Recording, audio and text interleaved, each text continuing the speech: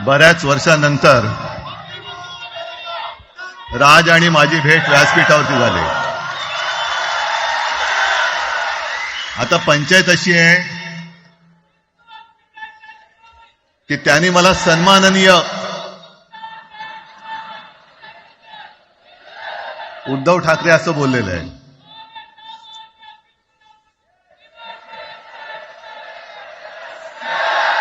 ठीक आहे. आणि साहजिकच आहे की त्याचंही कर्तृत्व आपण सर्वांनी पाहिलेलं आहे.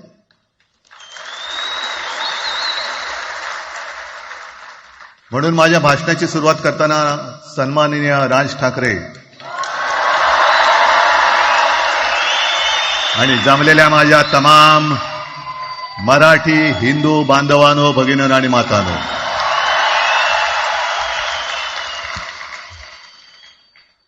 अप्रतिम मांडणी राजनी केलेली आहे. माझ्या भाषणाची काय आवश्यकता आहे असं मला वाटत नाही, कारण आजच्या कार्यक्रमाची घोषणा झाल्यानंतर साहजिकच आहे सगळ्यांचं लक्ष हे आज भाषणाकडे आहे. पण वैयक्तिक मला असं वाटतं की आज आमच्या भाषणांपेक्षा आमचं एकत्र दिसणं हे महत्वाचं आहे. सर्वप्रथम इकडे समोर सगळेजण बसलेत. ज्यांनी ज्यांनी मराठी भाषेसाठी पक्षभेद विसरून एक मराठी माणसाची वज्रमूठ दाखवली, त्या सगळ्यांना धन्यवाद देतोय. दीपक पवार पण त्याच्यात आहेत, सगळेच आहेत. मुनगेकर साहेब आहेत, सुप्रियाताई आहेत, सगळेच आहेत. कोणाकोणाची नाही. महादेवराव बसले. महादेवराव आपल्याला सुद्धा बऱ्याच वर्षांनी पाहिजे. काय वेळेला काय जानकर बी अनजान होते, असं होतं. पण एक गोष्ट नक्की की आमच्या दोघांमध्ये जो काही अंतरपाठ होता तो अनाजी पंतांनी दूर केला.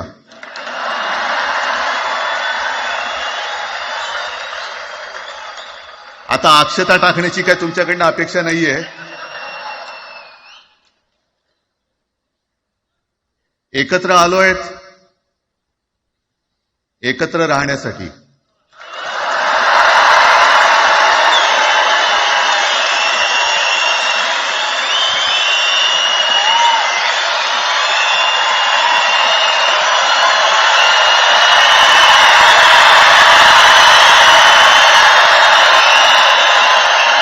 आणि मला कल्पना आहे, आज मला कल्पना आहे की अनेक बुवा महाराज हे बिझी आहेत. कोण लिंब कापतंय, कोण टाचण्या मारतंय, कोण गावी जाऊन अंगारे दुपारे करत असेल, रेडे कापत असतील.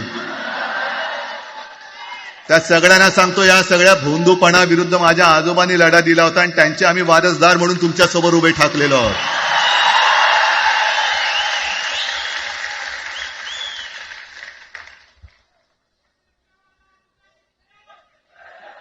नाही, सगळं आपणच करून ठेवलेलं आहे.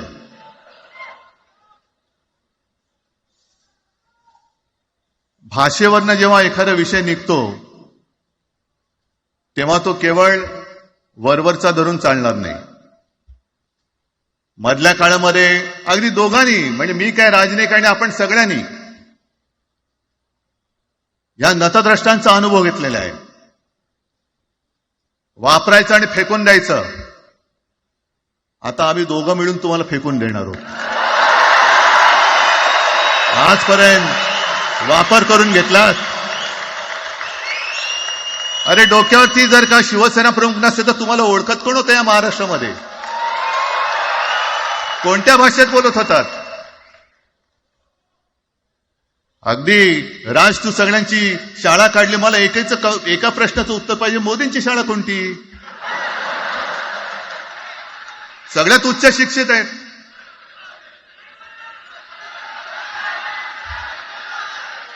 पण हे जे काय यांची मध्यंतर मी बोललो ना, भाजप ही अफवांची फॅक्टरी आहे. मधल्या काळात त्यांनी सुरू केलं होतं. उद्धव ठाकरेंनी हिंदुत्व सोडलं. हिंदुत्व ही कोणत्याही भाषेची मक्तेदारी नाही. आम्ही अस्सल मराठी बोलणारे तुमच्याही पेक्षा जास्त कडवट कट्टर देशाभिमानी हिंदू आहोत. तुम्ही काय आम्हाला हिंदुत्व शिकवताय? अरे 92-93 साली जेव्हा जे काय घडलं, देशद्रोही मातले होते, तेव्हा मुंबईतल्या अमराठी लोकांना सुद्धा हिंदू म्हणून माझ्या शिवसैनिकांनी, शिवसेना प्रमुखांच्या शिवसैनिकांनी व मराठी माणसांनी वाचवलेलं आहे. आणि देवेंद्र फडणवीस आज जे बोललेत, बातम्या आले सगळीकडे, मी इकडे बातम्या आणल्या आहेत. भाषेच्या नावाखाली गुंडगिरी सहन केली जाणार नाही. जर महाराष्ट्रामध्ये मराठी माणूस न्याय मागण्यासाठी आंदोलन करत असेल आणि त्याला जर का तुम्ही गुंड म्हणत असाल, तर आम्ही गुंड आहोत. आम्ही गुंड. न्याय मागणं म्हणजे गुंडगिरी नाहीये. आणि जर का गुंडगिरी केल्याशिवाय तुमच्या दरबारी न्याय मिळत नसेल, तर आम्ही गुंडगिरी करूच.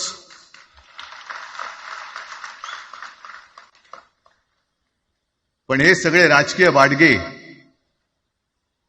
देवेंद्र फडणवीसांची आजचं वक्तव्य म्हणजे मला संयुक्त महाराष्ट्र चळवळीच्या वेळेला सखा पाटलांनी केलेलं एक वक्तव्य आठवते. हे असेच तेव्हाचे, जो दिल्लीत बसतो त्याचे पाय चाटणारे इथले राज्यकर्ते असतात, ते त्यांना मी बाडगे म्हणतोय.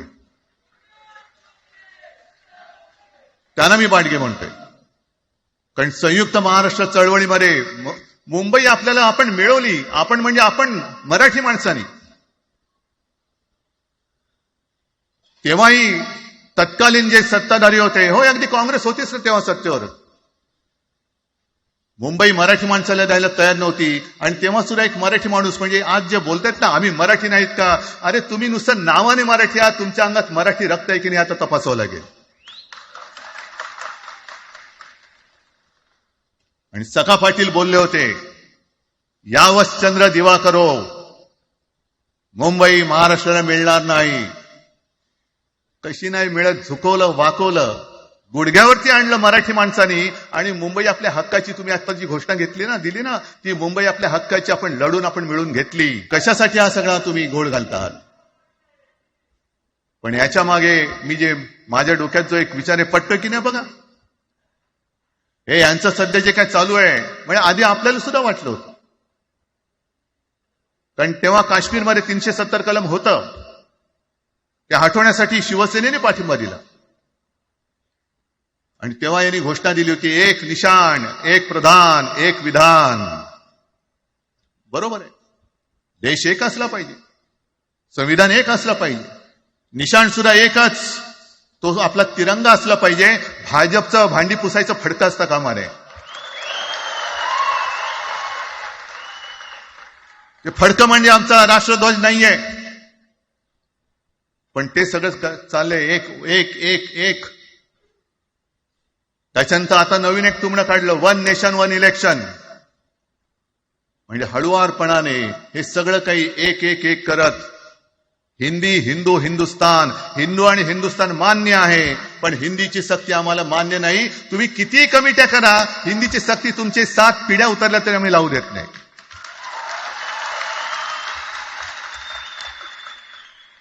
मग एक फेक नरेटिव्ह पसरवायचं. हे उद्धव ठाकरेच्याच काळातलं. अरे उद्धव ठाकरे एवढं काम करत होता, मग पाडलं कशाला गद्दारी करून? ताने बोंबललात तेव्हा. पण मी अभिमानाने सांगेन, माझ्या मंत्रिमंडळातले सहकारी इकडे बसले, जितेंद्र आव्हाड आहेत, आणखीन कोणी असतील. मी मुख्यमंत्री असताना महाराष्ट्रामध्ये मी मराठीची सक्ती केली होती आणि केलीच, याचा मला अभिमान आहे. काय केलं त्याचं तुम्ही? मराठी भाषा महाराष्ट्रामध्ये सक्तीची करावी लागली. का करावी लागली? कोण आहेत आमच्या मराठीचे दुश्मन, कोण आहेत? पण महाराष्ट्रामध्ये मराठीची सक्ती केल्यानंतर सुद्धा काही लोक कोर्टामध्ये गेले. ती गुंडगिरी नाही होत. पण आता कोणतरी एक तो भेडिया असतं ना त्याचं नाव,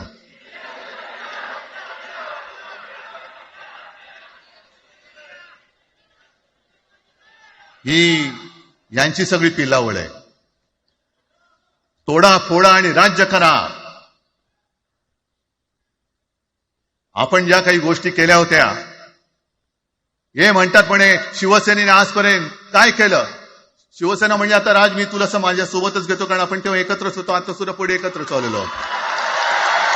त्याच्यामुळे आपलं सगळं तेव्हाच म्हणतोय, आपला एवढ्या वर्षाचा कालखंड मराठी माणूस म्हणे मुंबई बाहेर नेला. मराठी माणूस आम्ही मुंबई बाहेर नेला असं जर का तुम्हाला वाटत असेल तर 14 सालानंतर तुम्ही मुंबई आणि महाराष्ट्राचे जे काही लचके तोडलेत, मुंबईतून सगळे उद्योगधंदे, महाराष्ट्रातून उद्योगधंदे सगळे पळवले, आर्थिक केंद्र गेलं, हिरे व्यापार गेला, मोठमोठी ऑफिसेस गेली. आपल्याकडे येणारे उद्योगधंदे जे आपल्या काळात येत होते ते कुठे गेले? मग काय तेवढाच हिंदुस्थान किंवा तेवढाच सगळे हिंदू आहेत? तेवढेच हिंदू आहेत. आम्ही सगळं करत होतो, केलं होतं. पण तुम्ही पहिल्या प्रथम गद्दारी, आमच्यात गद्दारी करवलीत आणि तुम्ही आमचं सरकार पाडलं. ह्याचं कारण तुमचे जे मालक तिकडे बसलेले 2 व्यापारी, त्यांचे बूट चाटण्यासाठी तुम्ही हे सगळं करतात.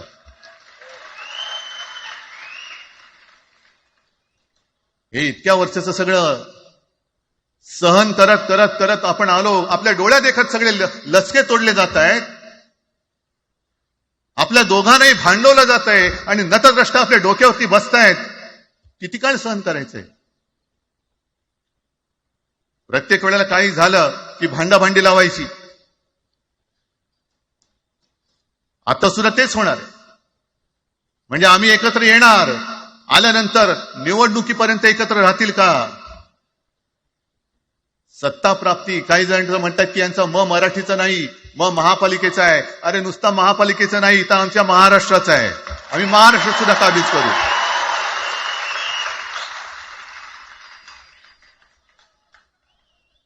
आज तर निवडणुका नाहीयेत. आमची सत्ता, सत्तेवरती जे शिवसेना प्रमुखांनी सांगितलं, अरे सत्ता काय, सत्ता येते आणि सत्ता जाते. पण आपली ताकद ही आपल्या एकजुटीमध्ये असली पाहिजे. दर वेळेला संकट आलं की आपण सगळे मराठी एकवटतो आणि संकट गेलं की आपणच एकमेकांमध्ये भांडायला लागतो. आता नको, हा नतद्रष्टपणा आता करायचा नाहीये, अजिबात करायचं नाहीये.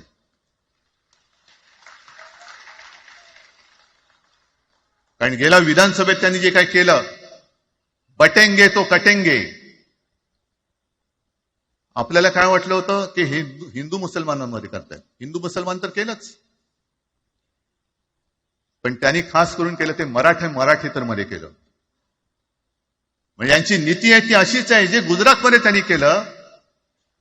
गुजरातमध्ये गेल्या निवडणुकीत एक असा माहोल होता, मला वाटतं मोदी तेव्हा त्यांच्या नंतर असेल, माहित नाही मला, लक्षात नाही. वातावरण असं पेटलं होतं गुजरातमध्ये की बस आता पटेल यांना आपटेल. पण त्यांनी काय केलं बरोबर?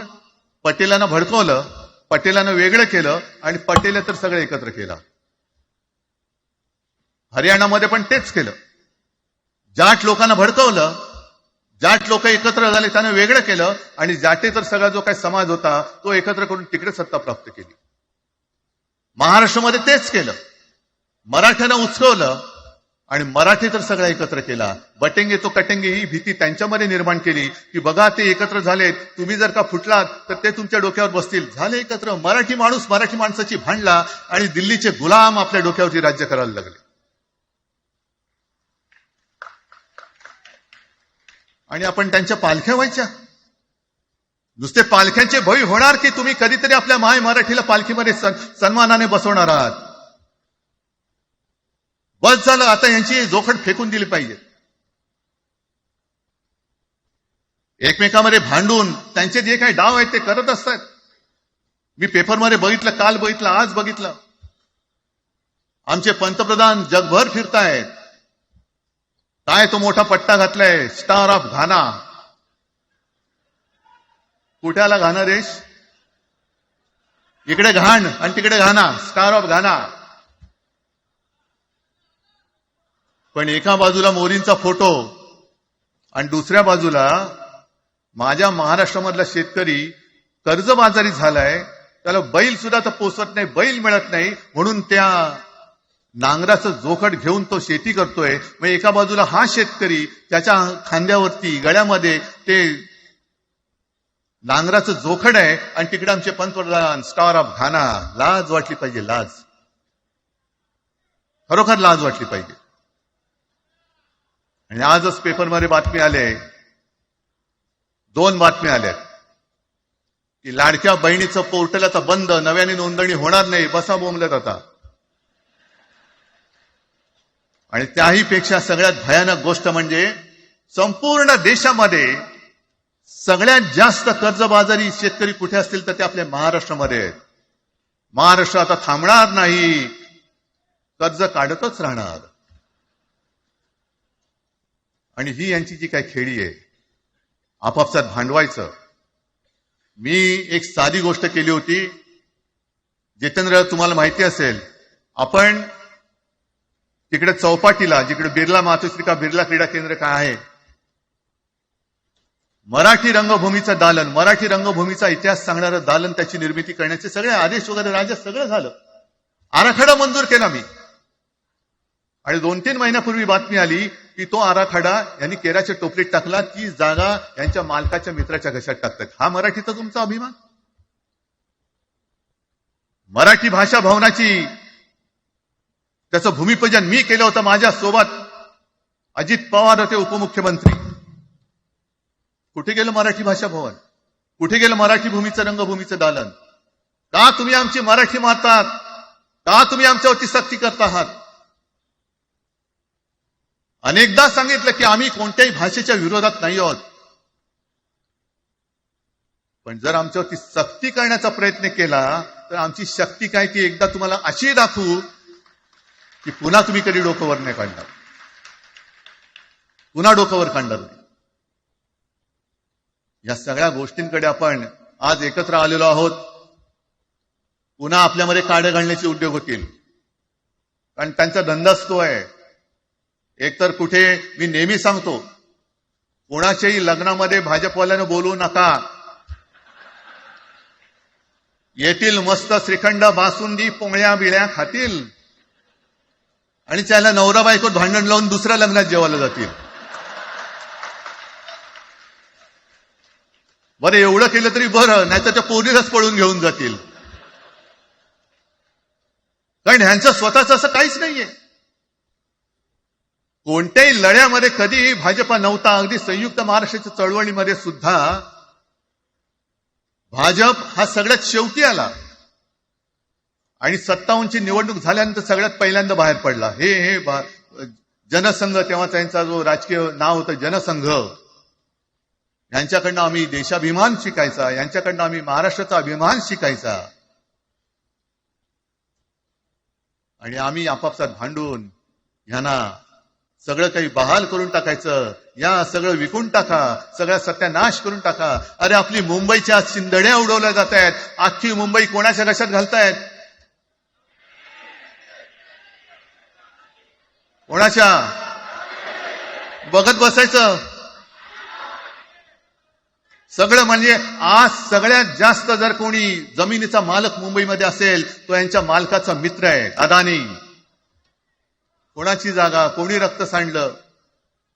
कोणी रक्त सांडलं? कोणी? ते हुतात्मा स्मारकाला वंदन करताना सुद्धा आपल्याला लाज वाटली पाहिजे. अरे, त्यांनी तर रक्त सांडलं, बलिदान केलं, पण त्यांनी रक्त सांडून मिळून गेलेली मुंबई जर का आपण राखू शकणार नसू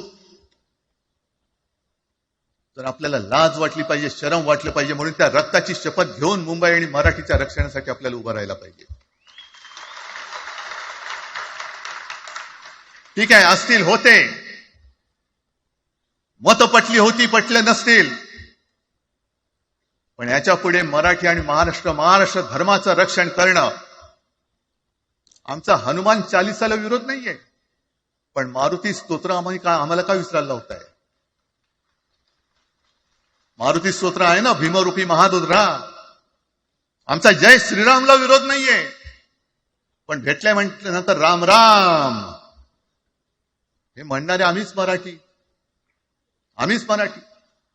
हे तुम्ही आता जय श्रीरामची घोषणा द्यायला लागलात, पण जय जय रघुवीर समर्थ सांगणारे समर्थ रामदास त्यावेळेला आमचे होऊन गेले. त्यांनी आम्हाला पहिल्यांदा रामाची भक्ती शिकवली. त्याच्यामुळे यांचा काही आगा नाही, पिछा नाही. राजकारणातले हे व्यापारी आहेत, वापरा आणि फेका. तो एक गद्दार काल एक बोललाय, जय गुजरात.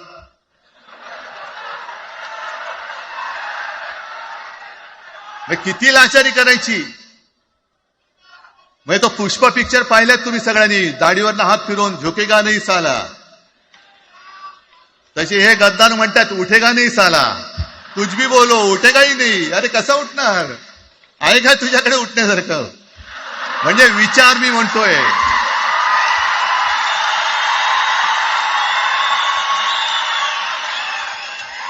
अरे विचार वगैरे मी म्हणतोय.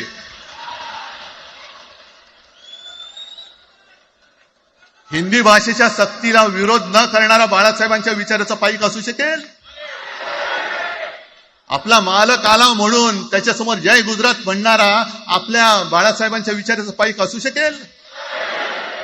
मग आता जे मला वाटतं कुठल्या एबीपीचं होतं ना, उघडा डोळे बघा नीट. डोळे उघडलेत.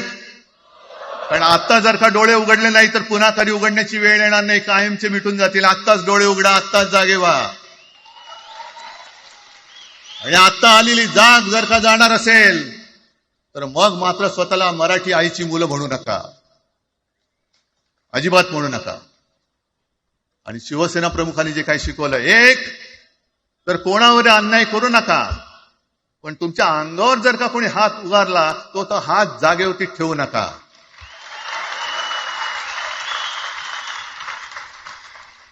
देवेंद्र फडणवीस भाषिक गुंडगिरी सहन करणार नाही तुम्ही म्हणता आहात.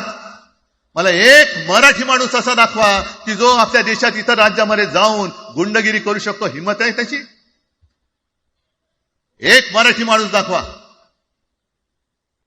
पण तुमचे सगळे चेले चपाटे उठतायत, कोणावरही आरोप करतायत, तमाशे करतायत. अरे कोणताही मराठी माणूस किंवा कोणताही भाषिक इतर प्रांतीय भाषेत तिकडे गेला, राज्यात गेला आणि दादागिरी करण्याचा प्रयत्न केला तर उभा चिरून टाकतील तिथली लोक. बंगालमध्ये जाऊन बघा. मग आम्ही आमच्या घरामध्ये आमच्या न्याय हक्काची गोष्ट केली. बरं कोणाशी भांडतो आम्ही. इथे सुद्धा काही अमराठी आले असतील. जसं राजने सांगितलं तसे आपले सगळ्यांचे अमराठी अनेक मित्र आहेत.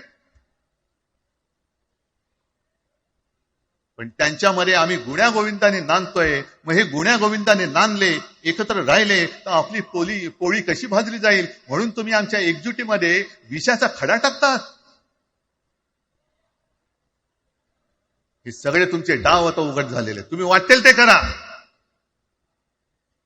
पण मी आज महाराष्ट्राला आवाहन करतोय, म्हणजे विनंती करतोय की यापुढे कोणत्याही पक्षाचे आपण असू, जसं संयुक्त महाराष्ट्र समितीच्या वेळेला मराठी माणसाची एकजूट झाली होती, तशी एकजूट जर का आपण सगळ्या पक्षांनी मिळून, अगदी भाजप मधल्या मराठी माणसांनी सुद्धा त्याच्यामध्ये आलं पाहिजे.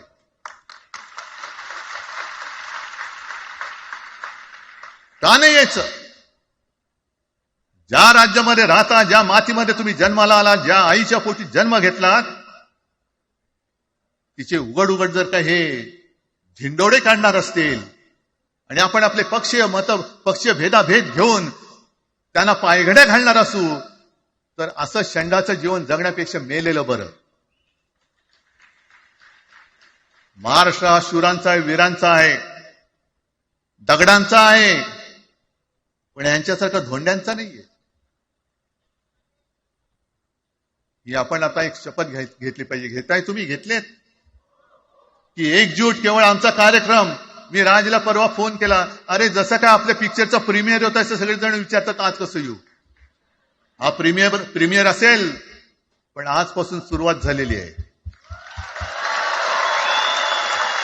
आजपासून सुरुवात झालेली आहे. एक तर आम्ही कोणाशी दादागिरी करणार नाही, पण कोणी दादागिरी केली तर आम्ही ती सहनही करणार नाही. शिवसेना प्रमुखांनी तेव्हा जे सांगितलं होतं तेच परत एकदा सांगतोय. मराठा मराठेतर, ब्राह्मण ब्राह्मणेतर, 96 कोळी 92 कोळी, स्पृश्य अस्पृश्य, घाटी कोकणी, हे सर्व मतभेद भेदाभेद गाडून मराठी माणसाची भक्कम एकजूट बांधा.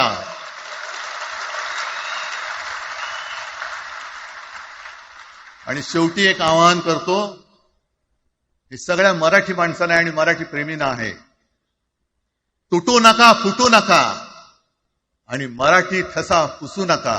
जय हिंद, जय महाराष्ट्र. धन्यवाद उद्धव साहेब. या कार्यक्रमाला खास जे उपस्थित राहिले होते, कॉम्रेड प्रकाश रेड्डी, सौ सुप्रिया सुळे, कॉम्रेड अजित नवले, महादेव जानकर साहेब, जयंत पाटील साहेब आणि जितेंद्र आव्हाड साहेब आणि इतरही अनेक नेते आहेत, त्यांचे पुन्हा एकदा आभार मानतो. आणि ही तर खरी सुरुवात आहे अनेक अनिष्ट गोष्टींचा शेवट करण्याची. मराठी भाषेसाठी आणि मराठी माणसासाठी असेच उत्सवी दिवस येत राहोत. माननीय राजसाहेब काही बोलू इच्छितात?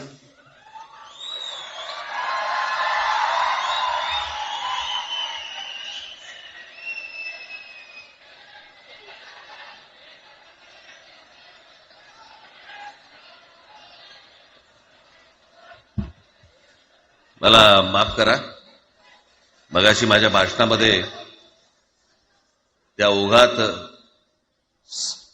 जे पक्ष या सगळ्या लढ्यामध्ये सामील झाले त्यांची नावं घ्यायला मी विसरलो.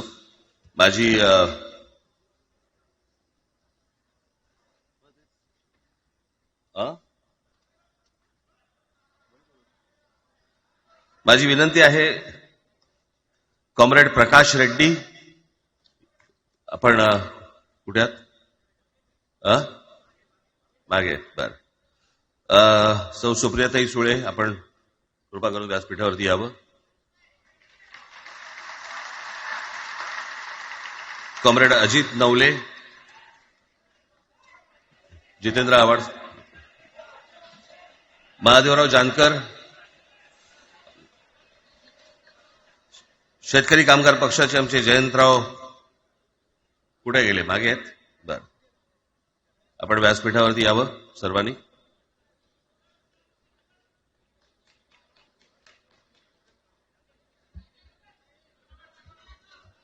हे काढा. ए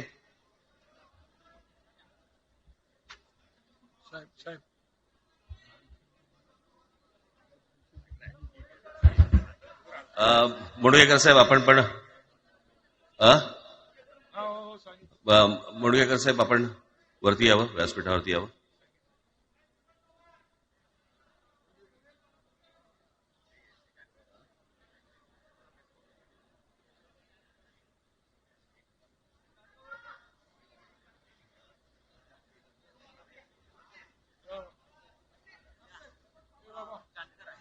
दीपक पवार इथे आहेत का? त्यांनी कृपया मंचावरती यावं.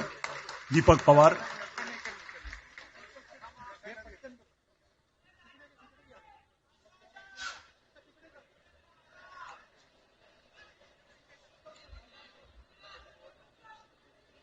दीपक पवार इथे उपस्थित आहेत का? मागे कुठेतरी बसले असं मला कळलं. आणि आमदार निकोले इथे आले, त्यांना मी विनंती करतो. हा, दीपक पवार आले झाले. दीपक पवार आले.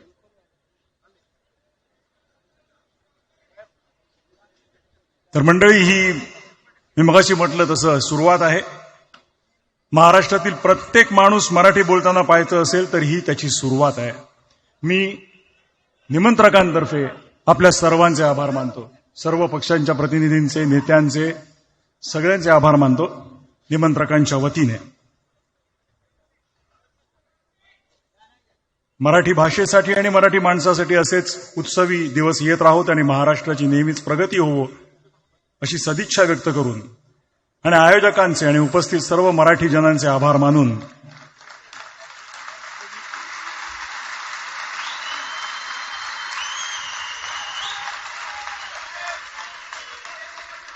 मी मगाशी सुरुवातीला जो म्हणालो, हा एक महत्वाचा ऐतिहासिक क्षण आहे. या ऐतिहासिक क्षणाचे आपण सगळे साक्षीदार आहोत.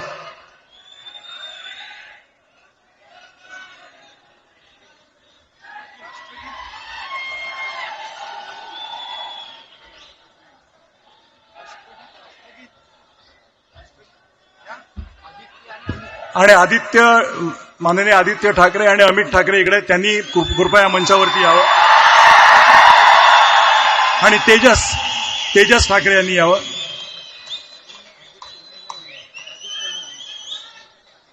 आदित्यजी आणि अमितजी ठाकरे.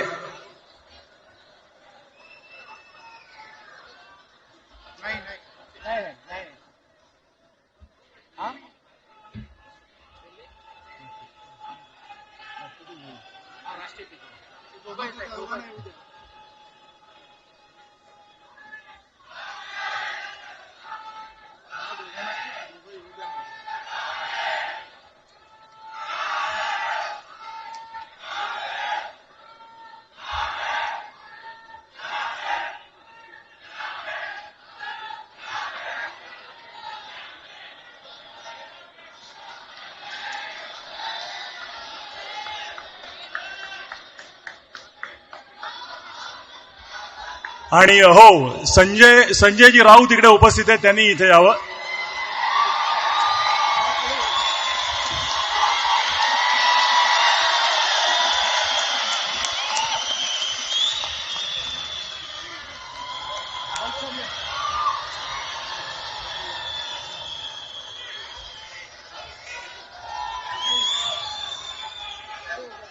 मला वाटतं ह्यापेक्षा म्हणजे आपण तर आता मी मगाशी म्हटलं त्याप्रमाणे आवाज कुणाचा? आवाज मराठीचा. आवाज मराठीचा. आवाज कुणाचा? धन्यवाद. आणि आता मी विनंती करतो की राष्ट्रगीताची धून आपण लावूया आणि आपण हा कार्यक्रम संपल्याचं जाहीर करूया. राष्ट्रगीतासाठी सगळ्या जणांनी शिस्तीत उभं राहावं ही नम्र विनंती.